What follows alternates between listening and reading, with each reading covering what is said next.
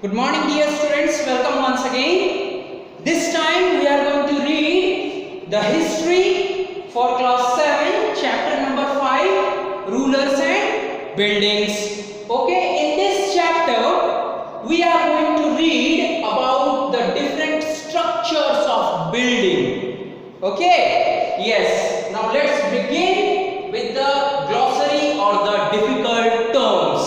The first term is superstructure. If anybody asks you what do you mean by the term superstructure, you simply say that the part of the building above the ground floor. Okay, the part of the building above the ground floor is called superstructure. Now, suppose if you are entering into a building, there are first floor, second floor, third floor, right? And there is a ground floor. So leaving the ground floor, all other floors, first floor, second floor, third floor, those parts are superstructure. Okay, clear? So the part of the building above the ground floor are called superstructure. Clear? Yes. Now another term is Petra dura, colored hard stones.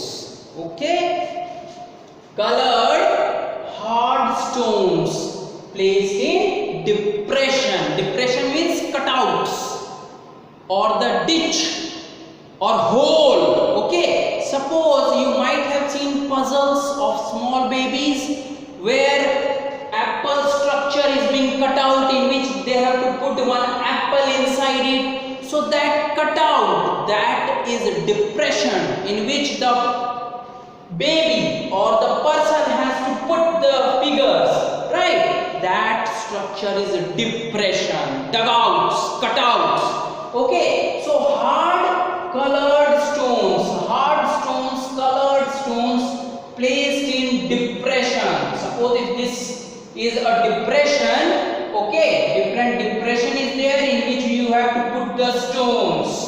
Okay, so hard colored stones placed in depression, carved into marble or sandstone. Either that structure will be of marble or sandstone, any kind of stone is there. Okay, now they are creating beautiful ornate pattern. That means colored hard stones placed in depression, creating beautiful ornate pattern is known as Petra dura. Right? So see, I have given a beautiful diagram of Petra dura. Beautiful, everyone understands, looking very good. Ornate means a very good ornamental, decorative, you can say. Ornate means decorative pattern. See, a beautiful diagram also I have given, right? This is a beautiful structure of Petra dura, which is made up of colored hard stones. Okay, placed in depression, creating beautiful ornate pattern that can be carved into marble, sandstone and different kinds of stones, right? So colored hard stones placed in depression, carved into marble or sandstone, creating beautiful ornate pattern is known as Petra dura. Okay, colored, or else you can write colored hard stones placed in depression, creating beautiful ornate pattern. That is known as Petra dura. It's just a creative art. It's a beautiful structure or pattern made with the help of stones, hard colored stones. Okay, so this is Petra dura. Let's proceed on further.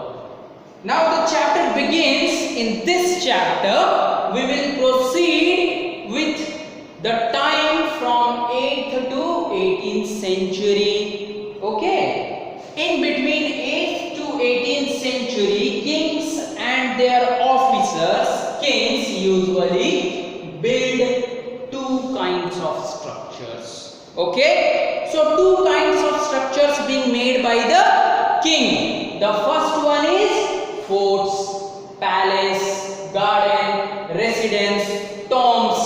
Okay, that means these signifies what? These structures are made for private use. Okay, another kind of structure, the second were structures meant for public activity like your temples, mosques, tanks, wells, bazaars, all these. Okay, so these are different kinds of structures. Okay, made by kings and their officers. Clear? Yes. Now you have to understand two different types of structure. The first one is arcuate style or arcuate. What is arcuate? Wherever this arch word comes, arches, arch.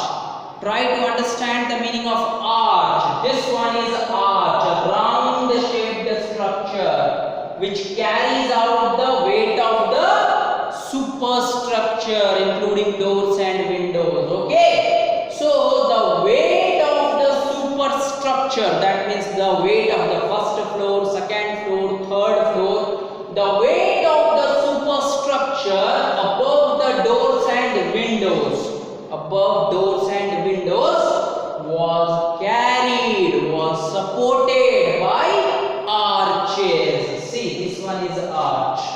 Okay, and the weight of the whole building then, first floor, second floor, third floor, will be carried by what? By these arches. Okay, so these arches support the above structure, right? So this architectural form is arcuate. This one is the beautiful diagram of arcuate form of structure. See, arch is there, round shaped entrances, you can say, okay, which carries, which supports the superstructure. That means first floor, second floor, third floor, and so on, right? So the weight of superstructure above the doors and windows was carried by what? Arches. This architectural form is arcuate. Okay. And during those times, limestone cement was increasingly used. Limestone cement was increasingly used during that times. Okay. Yes. Now another form of structure is trapeze. In trapeze style, doors and windows were made by placing a horizontal beam across two vertical columns. Okay, two vertical columns were there and a horizontal beam is placed across two vertical columns. Okay, this form of structure is trapeze structure. Okay, in order to make you differentiate between trapeze and arcuate, I have given you one more simple diagram also. Look at this diagram here. This one is a trapeze form of architecture in which two vertical columns were there placed by a horizontal beam, and here is a circular arch like structure. Okay, so in this form of structure, the weight of the superstructure is on horizontal beam, and in this kind of structure, the weight of the superstructure is on arches or arcuate, right? Yes, these are the two basic kinds of structures which are found in the buildings which were made in between 8th and 18th century, right? Yes, look at the diagrams very carefully, it will flash up in your mind. What is arcuate form? What is trapeze form? What is trapeze style of architecture? What is arcuate form of architecture? Okay, yes.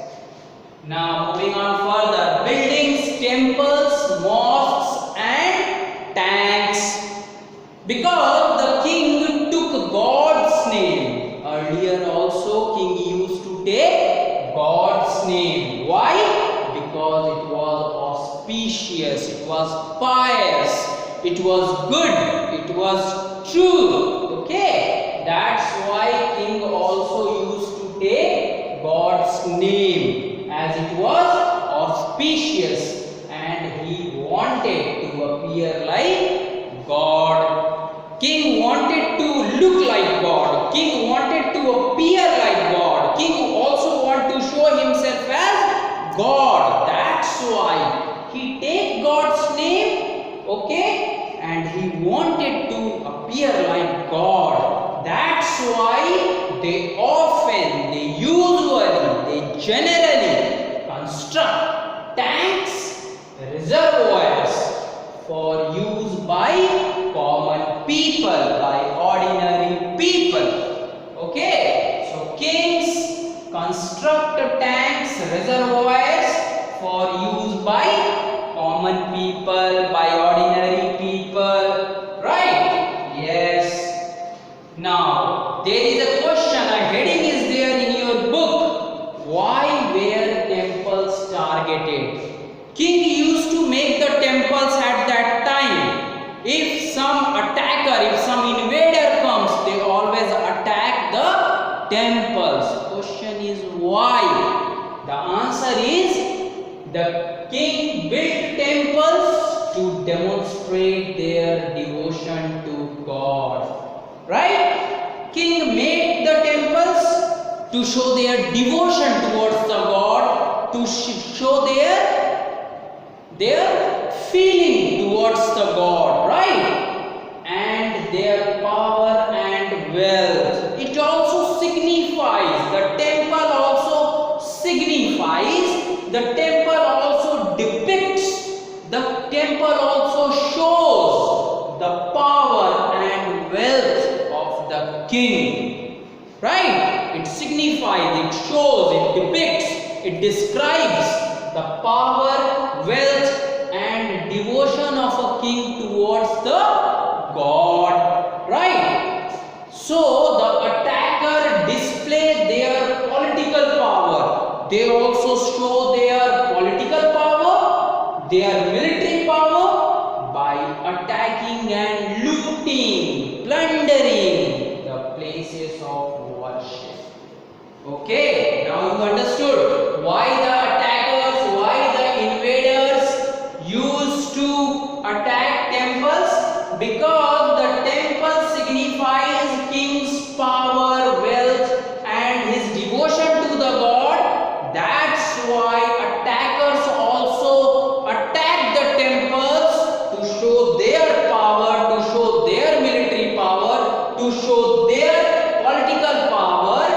Okay, and they used to plunder the temple, they loot the temples, they used to loot the places of worship, okay, to destroy, to show that they are everything. Your previous king was nothing, okay, yes. So in order to show the power and wealth of themselves, they used to attack the temples built by different kings.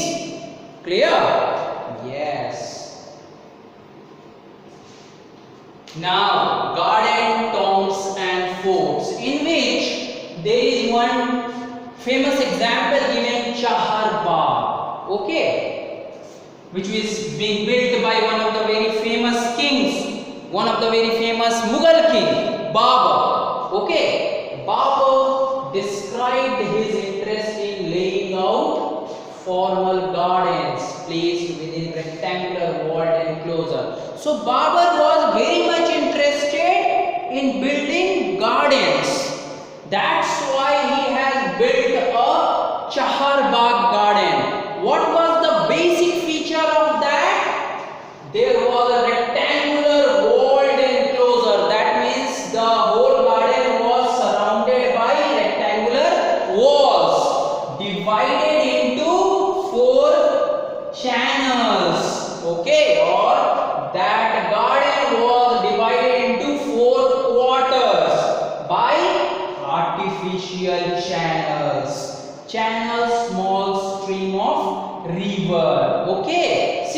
beautiful the Chaharbagh garden is. In which garden, the whole garden is bounded or enclosed by rectangular walls, right? And it is divided into 4 quarters. Okay, 4 quarters and separated by narrow channels. So the Chaharbagh garden was divided into 4 quarters by artificial channels.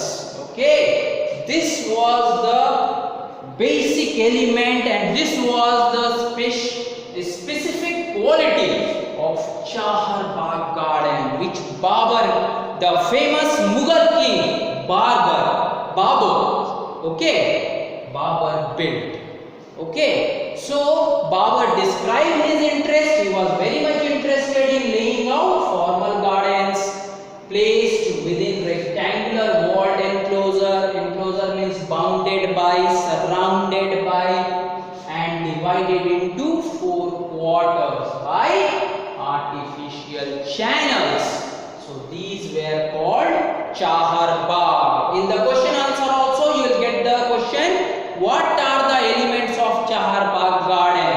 Rectangular walled enclosure divided into 4 quarters by artificial channels. Okay, clear? Yes, this was the famous Chaharbagh garden and the element of it. Now region and empire. So between 8th and 18th century there was sharing of ideas. Obviously it's a common thing. There was generally a sharing of ideas and the tradition of one region were adopted by another. That means there was a sharing of ideas. If somebody shares one idea with another, if another one also liked it, they also used to implement it like we also used to do these days, right? So in between 8th and 18th century there was a sharing of ideas and the tradition of one region were adopted by another. Okay, so those ideas were being shared and those ideas were being adopted by another people at that time. Okay, now coming on to the question answer of the textbook. Okay, the first question states, how is Tribute, principle of architecture, is different from the arcuate? That means you have to differentiate between Tribute and arcuate form. Okay, here is Tribute, here is arcuate. In Tribute style, the doors and windows were made by placing a horizontal beam across 2 vertical columns. 2 vertical columns were there and one horizontal beam is being placed at the top. Okay, so doors and windows were made. That structure is being made for placing the doors and windows. So in this style, doors and windows were made by placing a horizontal beam across 2 vertical columns. In arcuate form, weight of superstructure above the door and window were carried by arches. Okay, right? So it is used in another point of difference. Tribute, it is used in 8th to 13th century. In between 8th and 13th century, this form of architecture, this form of style of building of different buildings are being implemented, whereas arcuate form started from the 12th century. So it is used from 12th century, arcuate form. Clear? So this is the basic difference between Tribute and arcuate form of structure. Clear? This is very clear here. Tribute and arcuate. Always remember by making a proper revision, by looking into these different terms time and again. Tribute, arcuate, arcuate, Tribute. arcuate, in which arches are there, right? Arches are there, and in trapete, 2 vertical columns and 1 horizontal beam is there, right? So whenever you visit your house and when you see the entrance of your house, you can easily identify whether it is arcuate form or whether it is trapete form. Okay? Yes, obviously. You try to make a distinguishing. You try to distinguish between arcuate and trapete style of architecture. Okay? Yes. Coming on to another question. What is shikhar? So the highest roof of the Hindu's temple is known as shikhar. So highest roof of Hindu's temple. Suppose if this is a temple, the highest roof, the peak top or the highest point of the roof of the Hindu's temple is known as shikhara. Okay? Clear?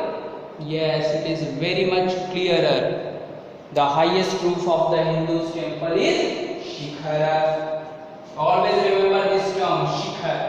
Yes.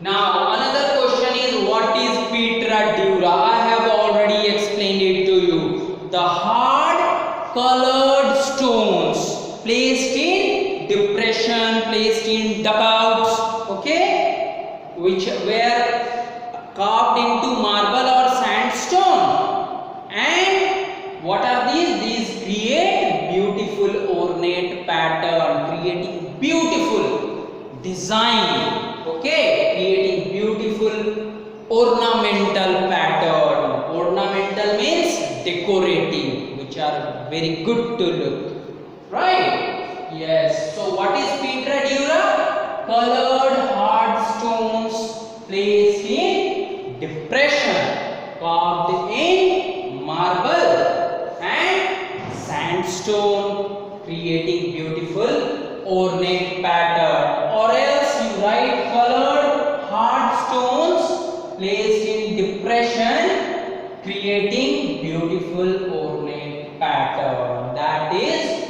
Petra dura. Okay? Clear? Yes. Now another question is, what are the elements of Mughal Chahar Bagh garden? This was the question I was telling a few minutes before. Okay, what are the elements of Mughal Chahar Bagh garden? Rectangular walled enclosure. The word enclosure here means boundary, right? So rectangular walled enclosure divided into 4 quarters by artificial channels, right? So rectangular walled enclosure divided into 4 quarters by artificial channels. This was the element of Mughal Chahar Bagh garden. Okay, clear? I have given you a beautiful diagram also here a few minutes earlier. Yes, rectangular walled enclosure divided into 4 quarters, separated by artificial channels. Okay, that is the real structure of a Chahar Bagh garden. Okay, yes. Now it's a time to note down your homework. Okay, note it down. The first question: what are trapete and arcuate style of architecture? What are trapete and arcuate style of architecture? The first question is, and another one is, what is superstructure? These are the 2 questions, very simple questions, which you have to answer. Yes, note it down fast. Yes, very good. What are trapete and arcuate style of architecture and what is superstructure? In my next class, I am going to discuss rest of the questions, and if possible, I am going to make a revision also, if the time permits me. If revision can't be done in this month, in next month I am going to carry out the revision but during my class you should give me a proper feedback as to how is my class, whether it is bad, whether it is average, whether it is good, whether it is excellent or what. Okay, so till the next time I am going to meet, it's bye from my side, and have a nice day, have a wonderful day. Keep doing your homework and keep engaged in your studies. Thank you.